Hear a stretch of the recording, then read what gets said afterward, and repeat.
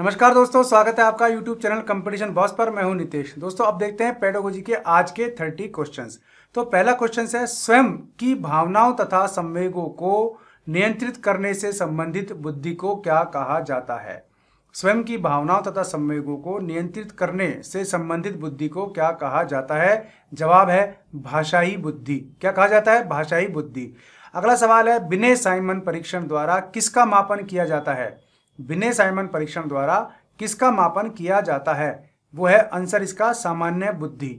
फिर है आपका अगला सवाल, मानसिक आयु के प्रत्यय का सर्वप्रथम प्रयोग किस विद्वान ने किया? मानसिक आयु के प्रत्यय का सर्वप्रथम प्रयोग किस विद्वान ने किया? जवाब है आपका विनय साइमन ने। किसने किया? विनय साइमन ने। अगला सवाल है आपका, 140 से अधिक बुद्धि लब्धि यानी IQ वाले बच्चे किस श्रेणी में रखे जाएंगे? 140 से अधिक जिनका IQ है उन्हें किस श्रेणी में रखा जाएगा? प्रतिभाशाली की श्रेणी में रखा जाएगा। अगला सवाल है, सृजनशीलता मौलिक परिणामों को अभिव्यक्त करने की मानसिक क्रिया है। सृजनशीलता मौलिक परिणामों को अभिव्यक्त करने की मानसिक क्रिया है। यह कथन किसका है? यह कथन है क्रो एंड क्रो का। अगला सवाल, मानसिक आयु का प्रत्यय किस वैज्ञानिक ने दिया? विनय और साइमन ने। मानसिक आयु का प्रत्यय किस वैज्ञानिक ने दिया है? किस मनोवैज्ञानिक ने दिया है? विनय और साइमन ने। अगला सवाल है, द्वित्व सिद्धांत के प्रतिपादक, द्वित्व यानी डबल सिद्धांत के प्रतिपादक कौन थे? स्पीयरमैन। ठीक है ना। गिलफोर्ड ने कितनी मौलिक मानसिक योग्यताओं के आधार पर बुद्धि की संरचना का वर्णन किया है? गिलफोर्ड ने कितनी मौलिक मानसिक योग्यताओं के आधार पर बुद्धि की संरचना का वर्णन किया है? 3 के आधार पर। अगला सवाल है, किशोर प्रौढ़ों को अपने मार्ग में बाधा समझता है, ठीक है ना, जो उसे अपनी स्वतंत्रता का लक्ष्य प्राप्त करने से रोकते हैं। यह कथन किसका है? कॉल सैनिक का। यानी कि किशोर अवस्था का व्यक्ति प्रौढ़ों को अपने मार्ग में बाधा समझता है जो उसे अपनी स्वतंत्रता का लक्ष्य प्राप्त करने से रोकते हैं। यह किसने कहा था? कॉल सैनिक ने। किशोर अवस्था वह अवस्था है जिसके द्वारा एक विकासमान व्यक्तित्व बाल्यावस्था से प्रौढ़ अवस्था तक पहुंचता है। यह कथन किसका है? जॉर्सील्ड का। किसका कथन है ये? जॉर्सील्ड का। अगला सवाल है, 25 से कम बुद्धि वाला बालक क्या कहलाता है? जड़। 25 से कम बुद्धि वाला बालक क्या कहलाता है? जड़। अगला सवाल, यौन यदि समस्त जीवन का नहीं तो किशोर अवस्था का अवश्य ही मूल तत्व है। यौन यदि समस्त जीवन का ही नहीं तो किशोर अवस्था का अवश्य ही मूल तत्व है। यह किसने कहा? रॉस ने। अगला सवाल, कुशाग्र बुद्धि अथवा प्रतिभावान बालक वह है जो निरंतर किसी भी उचित कार्य क्षेत्र में अपनी अद्भुत कार्य कुशलता तथा प्रवीणता का परिचय देता है। यह कथन किसका है? हेविंगहर्स्ट का। किसका है? हेविंगहर्स्ट का।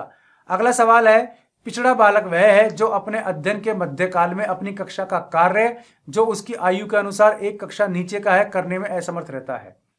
यह सवाल गौर से सुनो कि पिछड़ा बालक वह है जो अपने अध्ययन के मध्यकाल में, ठीक है ना, जब वो पढ़ रहा होता है उसके बीच में अपनी कक्षा का कार्य यानी कि उसके लेवल का जो काम था वो जिस कक्षा में उस कक्षा का कार्य जो उसकी आयु के अनुसार एक कक्षा के नीचे का है, यानी कि उसके लिए तो उसी का कार्य है लेकिन एक्चुअल में है क्या? वो उससे एक कक्षा नीचे का कार्य है, एक स्टेप नीचे कार्य है। मान लीजिए 3rd क्लास का स्टूडेंट है लेकिन वो क्लास में तो 3rd में है लेकिन उसे कार्य दिया गया है वो किसका दिया गया है? 2nd क्लास का। तो करने में जिसे असमर्थ रहता है ये किसने कहा था? तो ये कहा था सिरिल बर्ट ने। ठीक है ना।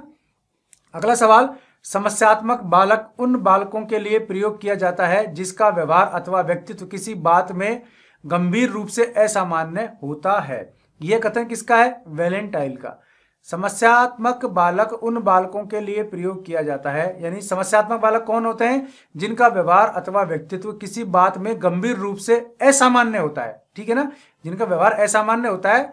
ठीक है ना, ये कैसे बालक होते हैं? समस्यात्मक बालक। तो ये किसने कहा है? वैलेंटाइन ने। वह बालक जो समाज के द्वारा स्वीकृत आचरण का पालन नहीं करता। समाज के द्वारा स्वीकृत जो आचरण है उसका पालन नहीं करने वाला बालक क्या कहलाता है? अपराधी कहलाता है। ये किसने कहा? हीली ने।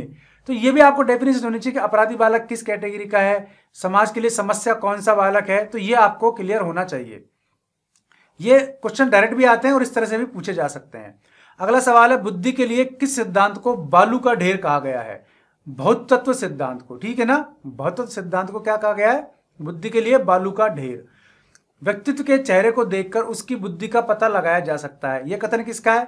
लेवेटर का। किसका कथन है? लेवेटर का। अगला सवाल है, वे शिक्षार्थी जो समृद्ध ज्ञान और शैक्षणिक दक्षता को हार्दिक इच्छा प्रदर्शित करते हैं उनके पास क्या होता है? निष्पादन उपागम अभिविन्यास। सवाल फिर सुनो, वे विद्यार्थी या वे शिक्षार्थी जो समृद्ध ज्ञान और शैक्षणिक दक्षता को हार्दिक इच्छा प्रदर्शित करते हैं, उनके पास होता है निष्पादन उपागम अभिविन्यास। अगला सवाल, प्रतिभाशाली बालक वह है जो अपने उत्पादन की मात्रा दर तथा गुणवत्ता में विशिष्ट होता है। प्रतिभाशाली बालक वह है जो अपने उत्पादन की मात्रा दर यानी उत्पादन ज्यादा करे और गुणवत्ता में विशिष्ट होता है यानी गुणवत्ता भी उसकी ज्यादा रहे। यह कथन किसने कहा? टर्मन और ओडन ने। किसने कहा? टर्मन और ओडन ने। वह स्तर जिसमें बच्चा किसी वस्तु एवं घटना के बारे में तार्किक रूप से सोचना शुरू करता है, उसे कौन सी अवस्था कहा जाता है? मूर्त क्रियात्मक अवस्था। मूर्त अवस्था में चिंतन होता है तो इसको मूर्त क्रियात्मक अवस्था कहा जाता है। फिर सृजनात्मकता मुख्य रूप से किससे संबंधित है? अपसारी चिंतन से। किससे संबंधित है? अपसारी चिंतन से। चिंतन तो हो गए अभिसारी और अपसारी, तो सृजनात्मकता जो है वो अपसारी चिंतन से संबंधित है, ठीक है ना। चिंतन अनिवार्य रूप से किया जाता है, संज्ञानात्मक गतिविधि है। क्या है ये? चिंतन संज्ञानात्मक गतिविधि।